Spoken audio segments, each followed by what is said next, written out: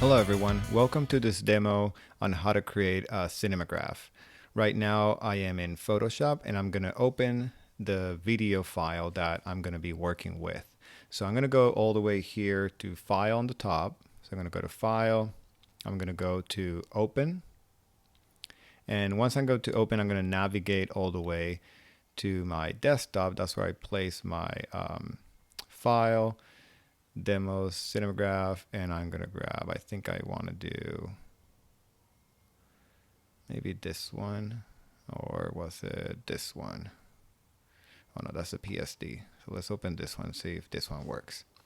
Okay, so right now, because I opened a video file, automatically it will open the timeline at the bottom. So I'm gonna pull it out just so you guys can see it better. So I'm gonna go ahead and pull this out, and I'm gonna make it a little bit bigger here so that way you can see what I'm doing.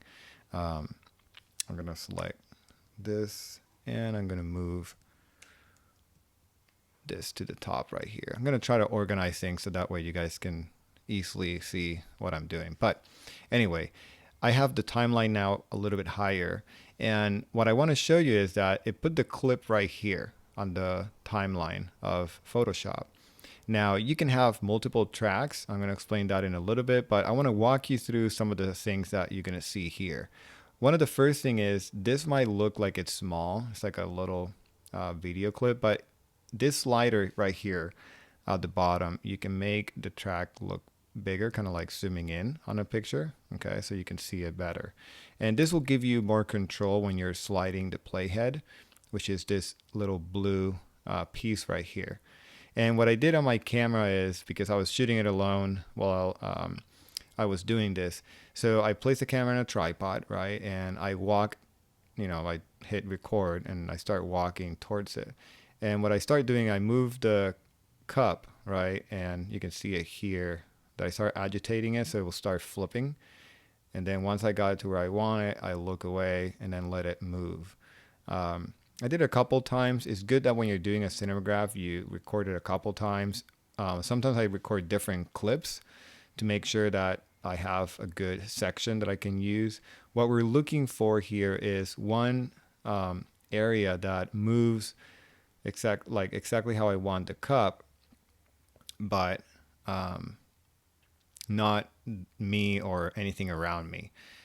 And I'll show you why in a little bit. So right now, I'm seeing that it was focusing on the water because I was moving it and I was blurry, and then somewhere here it focused on me. So I'm going to stop right there. So I think somewhere here is where I want to start.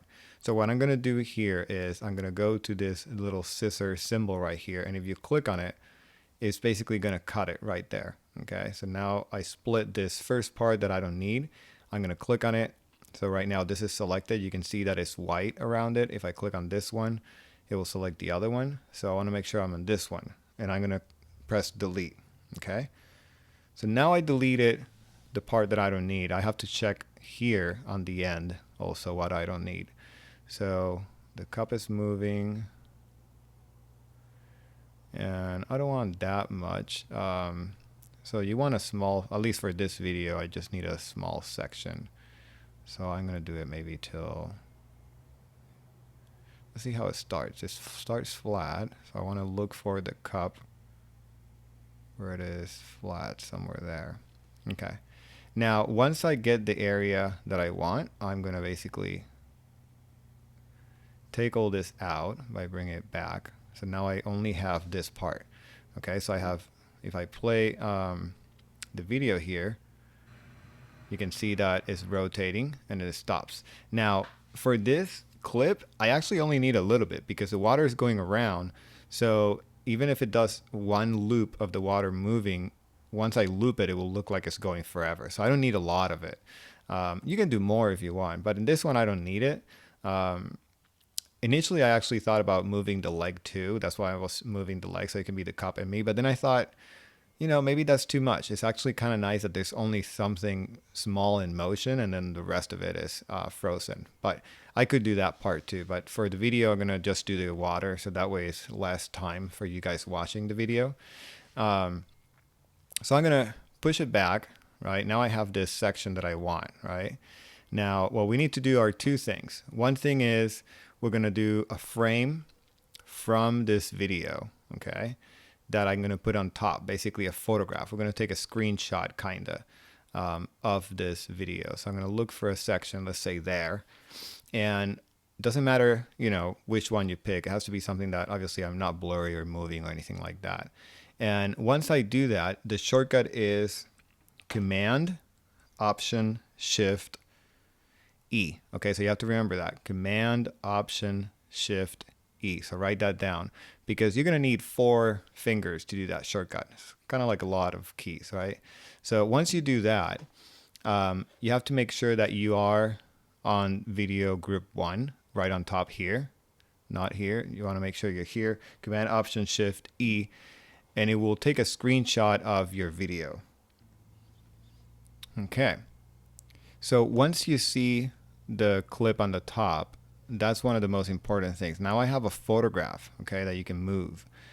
If you see, if I play this now, nothing is going to move because you're just looking at the photograph right here. Okay, so I'm going to pause that.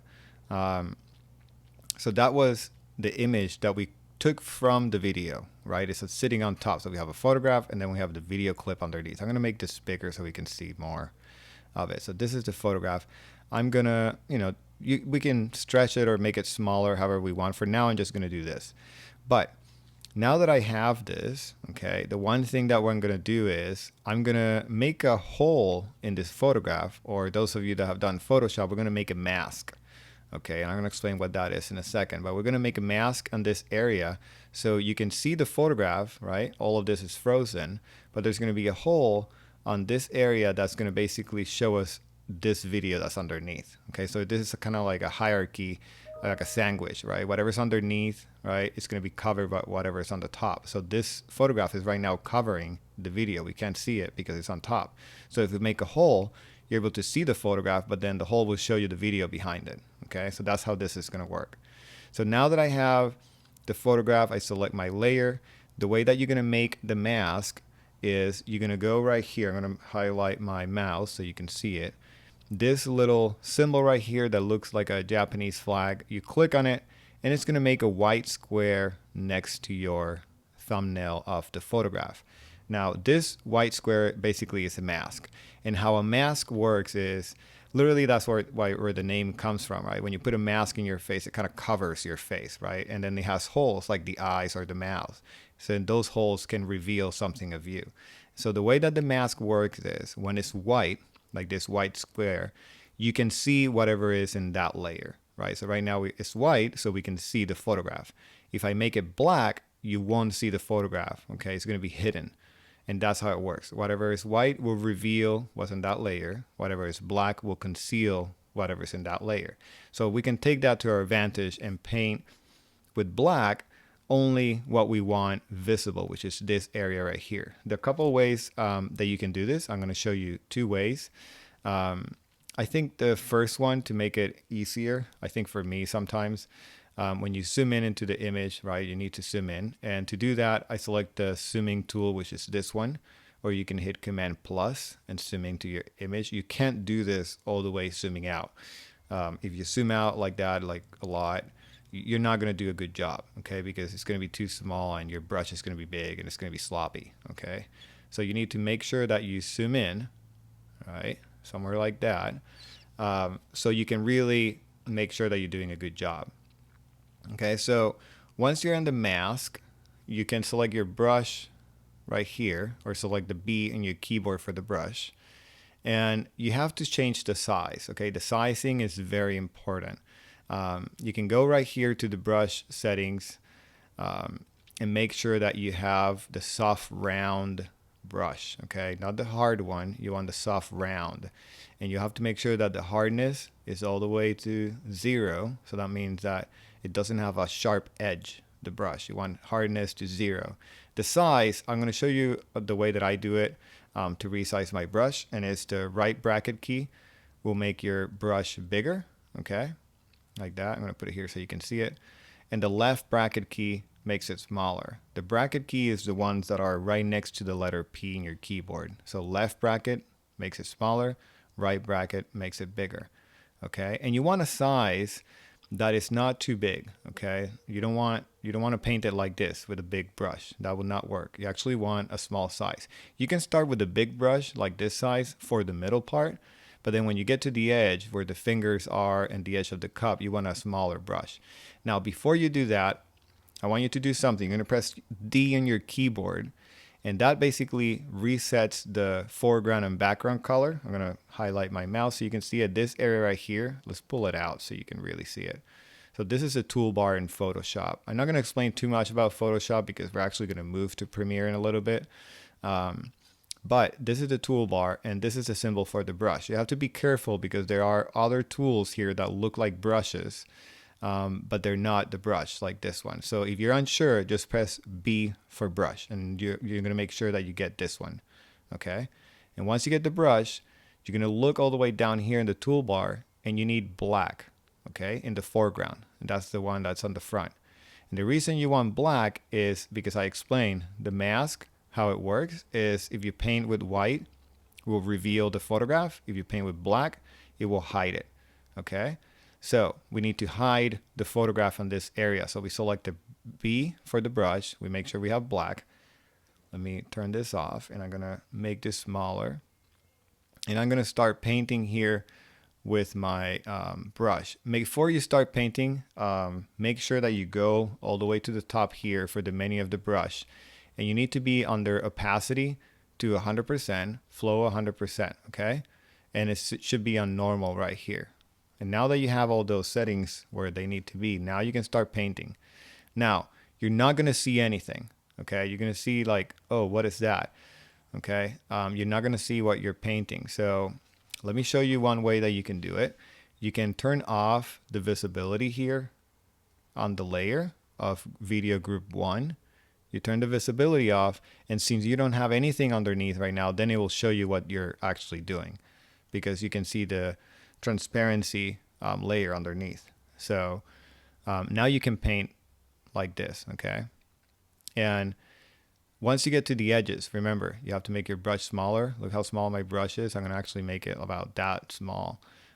You can even make it smaller, but I think for now, this should be okay. And I'm going to go all the way to the top. And I'm going to go like this all the way to the bottom of the cup. I don't need the actual bottom because there's no water there. So I just need to make sure that all the area that has water is selected, right? And now that I did the edges, I can make it bigger, my brush, and then go in the middle part and select all that. Whoop, I did a mistake there. I'm going to have to fix that.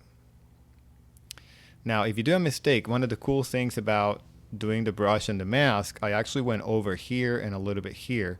So I can make my brush smaller, and remember, if we paint with black, it will make a hole. Now if I paint with white, it will actually bring back the image that I painted. Okay, so it's basically not like erasing that you're permanently deleting the image. You're actually just hiding it or revealing it. So if I go like this, I'll reveal it again because I'm painting with white. If I switch it to black, I can go like this, and then I hide it again. So it's basically non-destructive. You can do it as many times as you want. Now that all is good, and I have all of this where it needs to be. Oh, I did a mistake there. I'm going to switch it again. You can swap it here, okay, to swap the colors, or you can press X in your keyboard. If I do a mistake like that, you press X, and then you get the other color, which is white, and then you fix it, okay? Now that I have this how I want, I'm going to show you a little trick. If you press Option and you click on the mask, it will basically show you the mask. And I do this just so I can see if there's any like holes that I forgot or anything like that. And right now I can tell here there's a little bit of white in here. So I'm going to make sure I paint it with black. And I paint this one with black and up here. Okay. And once you're done painting this little holes black, then do again Option, click on the mask, and then you can see it again. All right. Now that you have that, then we can reveal the video underneath. Okay. Now we did that part. Now we have, let me zoom out so you can see what will happen. I have my photograph here, but remember it has a hole in this area. And that's why you see this grid. That's basically telling you the computer like there's nothing there. That's just transparent on the background. But if I reveal the video, then you can see the video. If I play it now, you will see that, right? The water is playing, but then everything else is frozen because it's a photograph. So that's how you do the Cinemagraph. Now, the part that I want to do is I want to make sure that this loops well, okay? Some of you, depending on what you do, you might not have to do this part, but most time you want to do it if you want to make sure that it loops correctly, okay? So I want to make sure I show you. Now, we have the frozen photograph and we have the video underneath. The problem is that we need to loop it. Now, the problem is that this end part is not exactly the same as this one in the front. So when it ends, it will jump and you will see that like jumping feeling from end to beginning. So we need to fix that. So I'm going to show you what we're going to do. I'm going to make this a little bit bigger. I'm going to go here where it says video one group, okay? I'm going to select this and I'm going to duplicate it by dragging it all the way down next to the icon of the trash can, okay? Now that I have that, I have two, okay? I have this one and this one. And what I'm going to do is I'm going to move the bottom one all the way here, okay? So what I just did is this first part right now is here. So basically when it comes all the way here, it will meet the beginning again, which will basically fall in place. It might not make sense right now, but believe me, it will do in a second.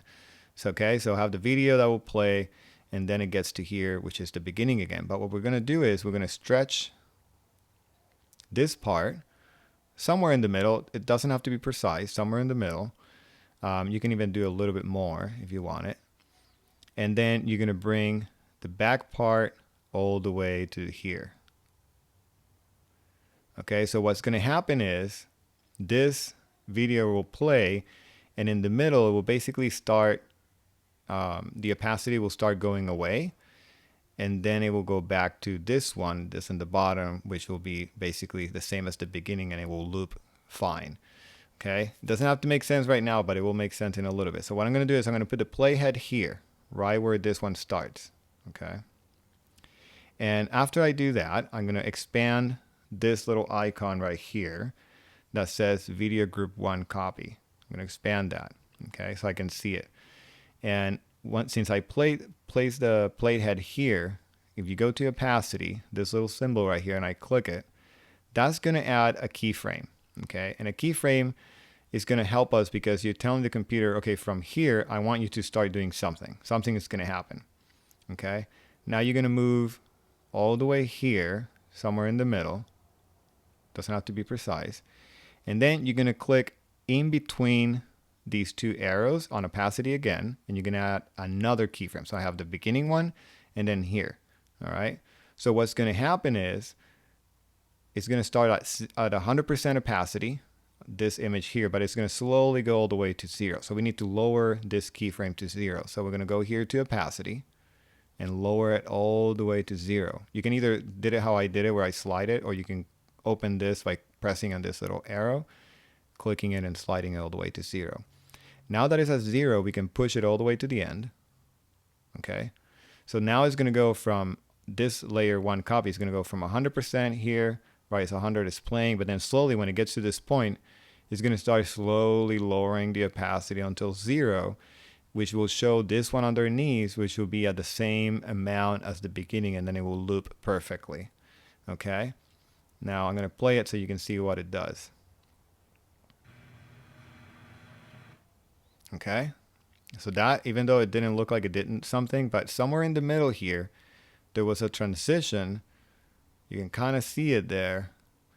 And basically it started playing the one underneath. So when it gets to this part, it's basically playing the same as the beginning. So it will loop perfectly. The only difference is that now we have a little transition there that fades out, but because there's motion, you can't tell that much that is happening. Okay, so it won't jump now when it starts. Okay, so that's all you need to do here.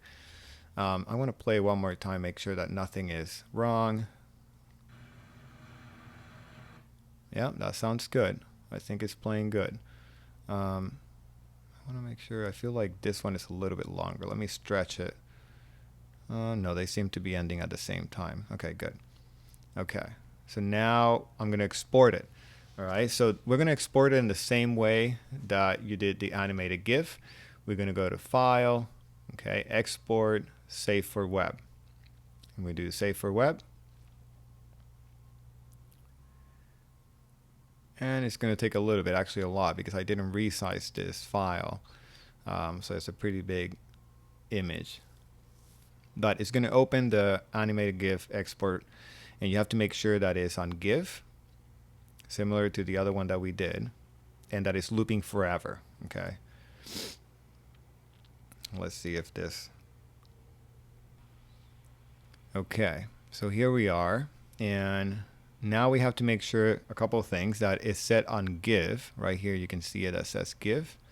That's what we need to have, and we need to make sure that is on looping options forever.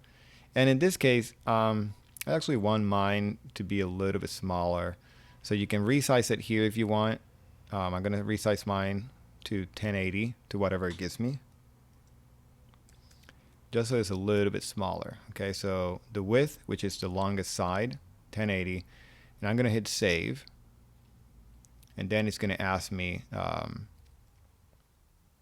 where I want to save it and all that, and I'm going to go ahead and save it. Once you do that and you save it, then you can actually see how it plays. And if there's anything wrong, then you have to go back to the Photoshop document and try to fix this. Right now, I'm not going to save it because I already did it, but imagine you just hit save, you leave all the settings how they are. So I'm going to hit cancel and cancel this. And that's how you export it. Now, the possibilities of this is endless. You can do a longer one. I just did a small one so you can see it and see how it works. I will show you some samples so you can get some ideas. And remember that this will take a little bit of time, so it's really, really important that you look at the video, take notes, particularly the part of, all the details of like lowering the opacity and duplicating the layers and the shortcuts. But remember that you always have the video that you can go back to and reference it. Don't stress out if it's a lot of information and you get stuck. Just remember that you have the video, or you can always contact me and I'll help you go through it, okay? I'll see you soon. I hope that you have fun with this. The possibilities are endless, and I'm looking forward to see what you all make. Okay. Thank you very much, and I'll see you soon.